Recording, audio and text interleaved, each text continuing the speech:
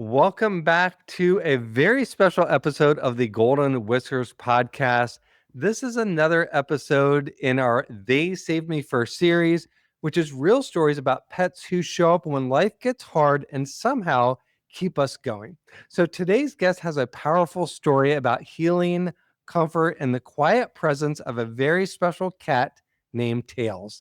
Joyce Garber was in the middle of a really tough chapter of her life when Tails, her niece's Tabby, decided she was the one who needed him most. I'm not going to give away the story. That's what Joyce is here for. Joyce, welcome. Thanks for being a guest. Hello, thanks so much. It's great to be here. Gosh, I am excited. I know you told me about this story, but I can't wait to just kind of learn a little bit more about how everything unfolded. First of all, how old is Tails, if you know, and what is he doing right now? Like this second. This second. Yes, this very second. This this second, he's curled up, he's cleaning his foot. Okay. In his new kitty tower. I call I it Tails love it. Tower. Oh, what that's a perfect name for him, Tails Tower. And how old is he, if you know? I think he's about 3 years old. He was actually Okay. born in the house I was living in, but we can't remember what summer it was. And so I gave him my dad's birthday, who's no longer with us, Mm, and uh, he turned 3 on Flag Day, January 14th. Flag Day. Beautiful. And I know you turned the camera around, you showed me what, he's in his tower. You just got him his very first cat tower, I think it is, or at least the first one that you've had. And I love Right. it. Cats love those things. So glad you are taking good care of him. So I'm really excited to learn more about your story. Joyce, can you take us back to that time in your life? What was going on? And then how did Tails start showing up for you? Well, actually, it's still continuing, but it's much different now than it was then. I had just gotten a metastatic breast cancer diagnosis.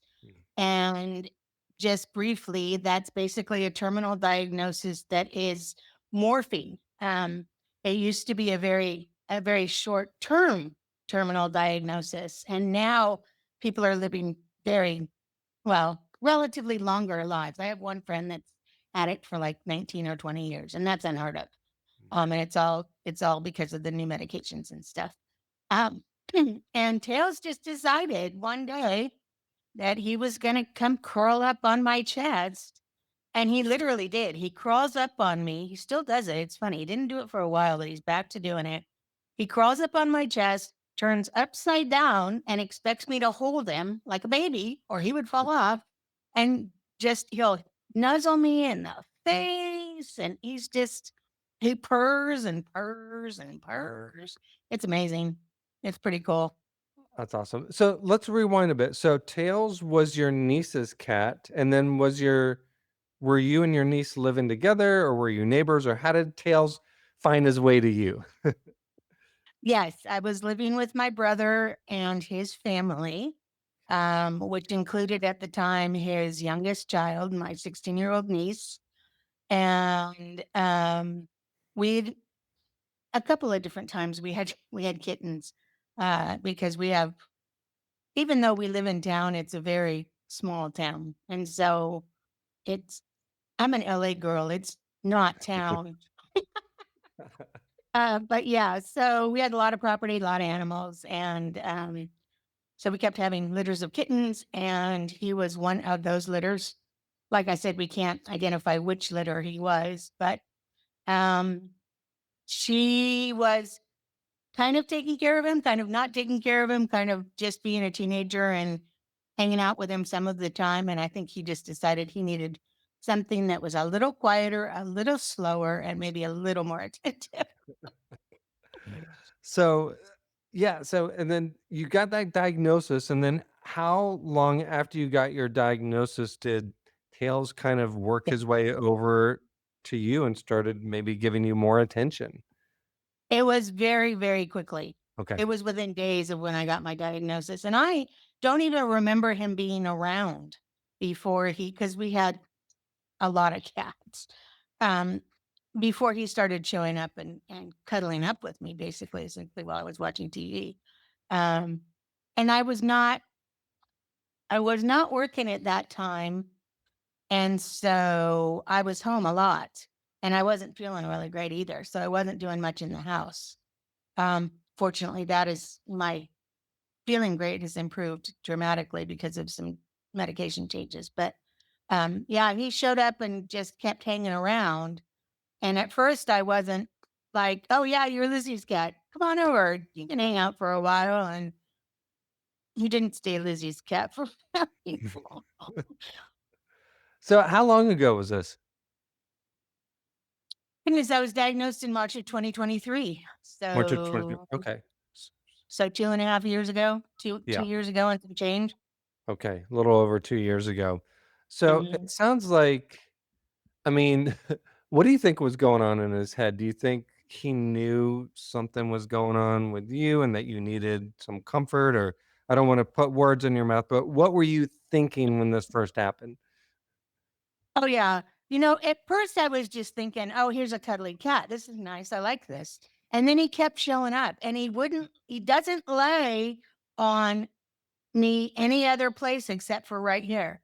Mm, And this is my affected breast is on this side. yeah. So I think he knew. And I think he came over to do some healing and some comfort. And I'm sure he could tell I felt yucky. Basically I felt like I had the flu for 2 years. Not Oh, fun. So I think he could sense all that. I mean, I think he understands what I say to him. I definitely know that he recognizes specific words and know they're not just food words. He definitely he recognizes certain words and he knows if I ask him to do something or I think he understands me. And they do say that cats are like the brain equivalent of like a 4-year-old human, mm, but I I ask a lot more out of him than that, and I usually get it, which is amazing. yeah. And people are surprised. They're like, "What?" Maybe okay, he can understand a few words related to food, but really?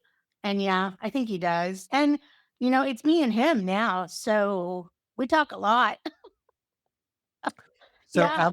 yeah, I'm sure. I talk to my cats because it's just me and Nico and Maya, right? Like, they have to listen to all my thoughts and musings.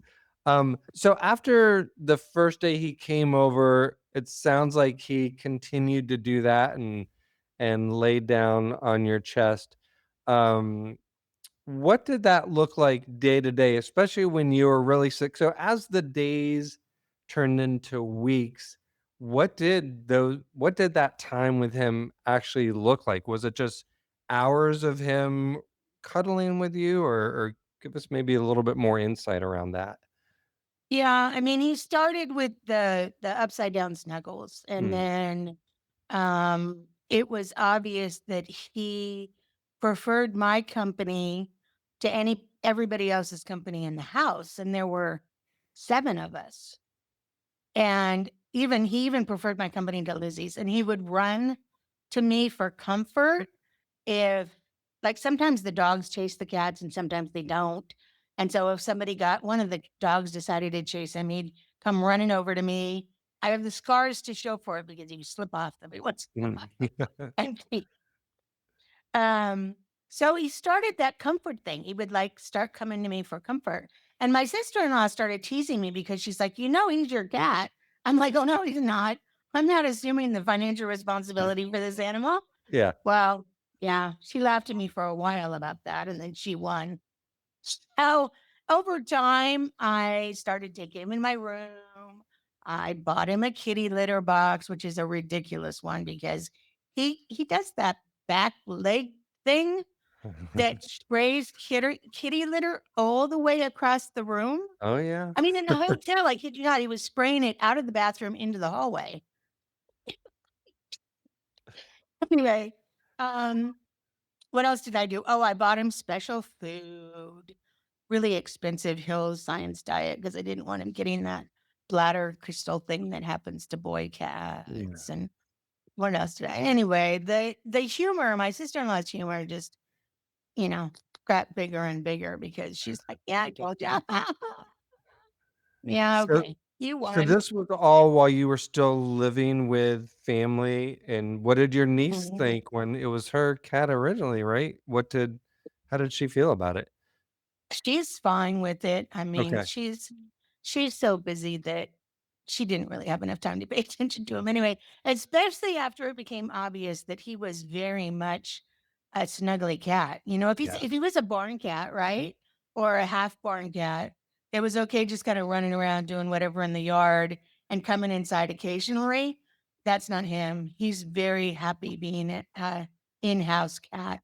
Mm. In fact, somebody let him out well, not recently, it was several months ago, and I looked out my window and I saw Tails running as fast as he could that way. I have no idea what was chasing him. Never found out what was chasing him, but he was running as fast as his Rolex would carry him. I'm like, "Okay, that's the last of outside for you, obviously." Yeah. I think it's amazing how cats like Tails are intuitive to people who may not be well, right? And my episode that just got published this morning as we're recording this, um, was about a cat owned by Michelle who went off every day to visit the neighbor because the neighbor, the husband of the husband and wife, was in a wheelchair and he was unwell. And her cat left her home to visit this gentleman in a wheelchair and just sat on his lap for hours. And same thing with Tails, just comforting you for hours, just cuddling you. It's incredible that Mhm. cats, dogs can kind of pick up on that sense and be there for us in our time of need. I find that fascinating. Mhm. Yeah. Yeah. I and you wrote something beautiful when you were kind of filling out the form to share your story with me. You mentioned that cats don't stress about much. So, how has Tails helped you stress less or maybe live more lightly, even while living with cancer? Oh, yeah, definitely living more lightly. Um, I kind of was forced to sort of think about that anyway Mm, because of my health and especially the first 2 years, the limitations in what I could do. I had to quit work, and that can be really hard if your identity is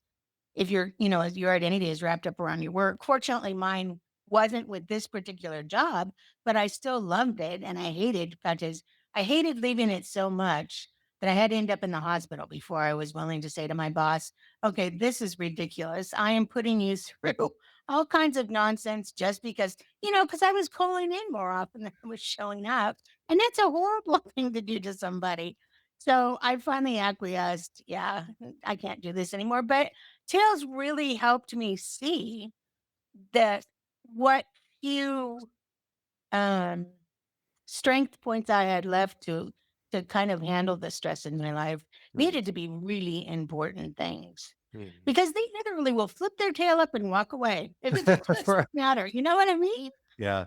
So yeah, and he's taught me a lot of different things. That's just one of them. What Um, else has he taught you? trying to think right now specifically, but goodness. How to be around other people or other pets. Mm. If somebody's not treating you well, you just don't hang around. And so I'm like, okay, I can do that.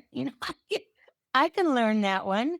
Because goodness knows I don't have enough brain cells left to be around somebody who's not treating me well, right? Yeah. Right. Um, so yeah, a lot of that kind of stuff. And I had a lot of time to do this.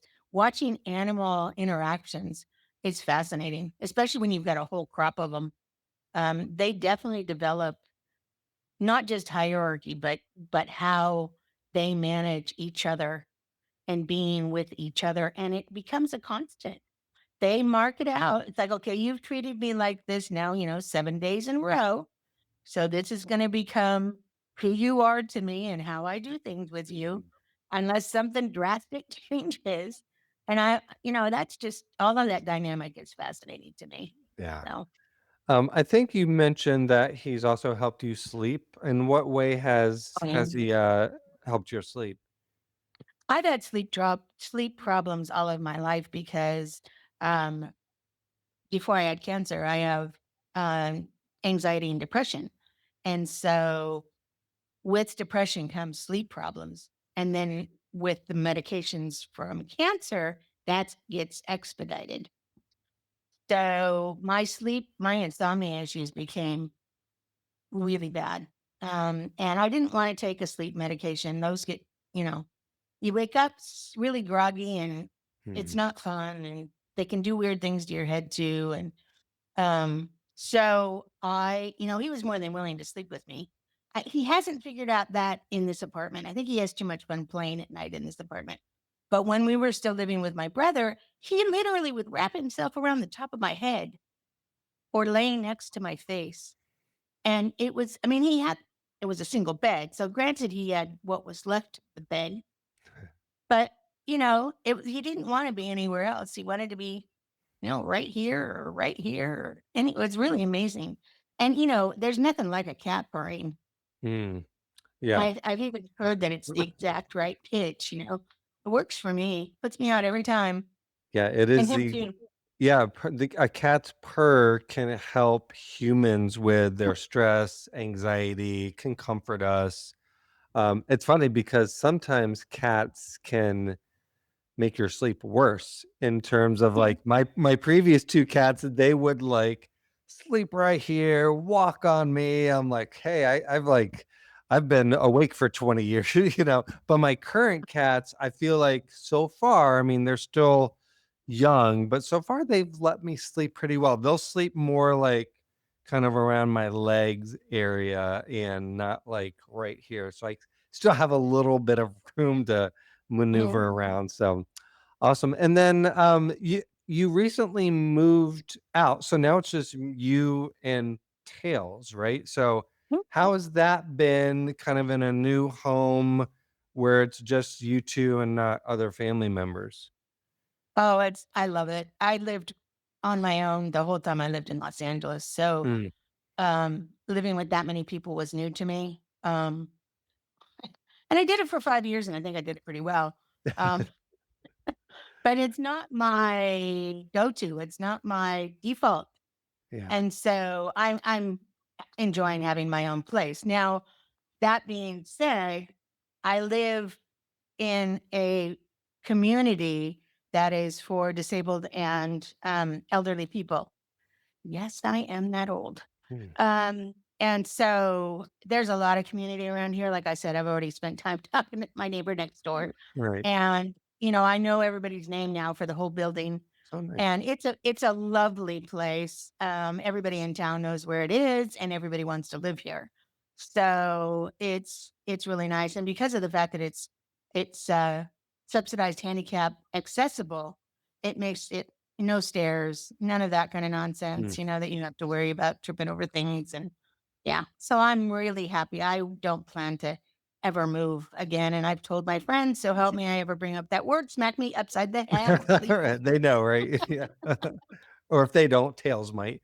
Yeah, Um, you're right. He's yeah. pretty happy here. So Yeah, he seemed pretty content when you showed me. And then just kind of let's wrap up with this. What have you learned from tales from this journey about love or about life or even just about yourself? goodness, I only get to pick one thing.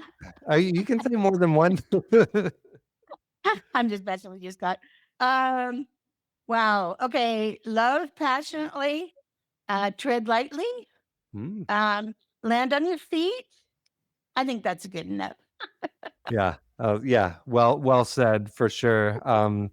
Joyce, gosh, thank you for sharing this story. I mean, I love that you contacted me, letting us, the listeners, into the bond you've built with Tails is very heartwarming. I know this isn't an easy season. I'm really grateful you took the time to be here. Before we wrap up, is there anything you'd like to share just in case if people want to follow your writing or connect with you? I think you have a Substack account. If you want to share anything like that, please go ahead and do so. I do have a Substack account, and I don't know what. Just Yeah, sure. Google Joyce Garber, and you'll Okay. find me. Okay. And I know where your account I'm is. on Facebook. Okay. And I was going to say, I know the link to your account. So I'll share that in the show notes when this podcast goes live. And again, your story is such a powerful reminder that healing doesn't always come from big medical breakthroughs or grand gestures. Sometimes it's just a quiet presence, a purr, a warm body beside us at night. So you and Tails are part of the Golden Whiskers family now. And I know a lot of Well, people listening are going to feel a little more hope today because of you. So, Joyce, again, thank you for being willing to share your story and Tails. always. Thank you. You're welcome. Everybody listening, thank you so much for being part of the Golden Whiskers family. If you haven't subscribed, go to goldenwhiskerslove.com. Make sure you don't miss any episodes of the Golden Whiskers podcast. You'll get our newsletters as well. Thanks for being here, and we will see you next time.